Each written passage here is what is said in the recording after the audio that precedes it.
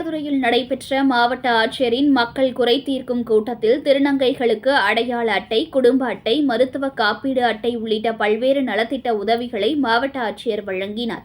மயிலாடுதுறை மாவட்ட ஆட்சியரக கூட்டரங்கில் மாவட்ட ஆட்சியரின் மக்கள் குறைதீர் கூட்டம் நடைபெற்றது. இக்கூட்டத்தில் மாவட்டத்தின் பல்வேறு பகுதிகளில் இருந்து வந்திருந்த பொதுமக்கள் அளித்த 309 மனுக்களை மாவட்ட ஆட்சியர் பெற்றுக்கொண்டு அம்மனுக்களின் மீது விரைந்து தீர்வு ஏற்படுத்தி தர அதிகாரிகளுக்கு மாவட்ட ஆட்சியர் H.S. ஸ்ரீகாந்த் அறிவுறுத்தினார். பின்னர் சமூக நலன் மற்றும் மகளிர் உரிமைத்துறை சார்பில் 12 திருநங்கைகளுக்கு அடையாள அட்டை, குடும்ப அட்டை மற்றும் முதலமைச்சரின் விரிவான மருத்துவ காப்பீட்டு அட்டை ஆகியவற்றை மாவட்ட ஆட்சியர் வழங்கினார்.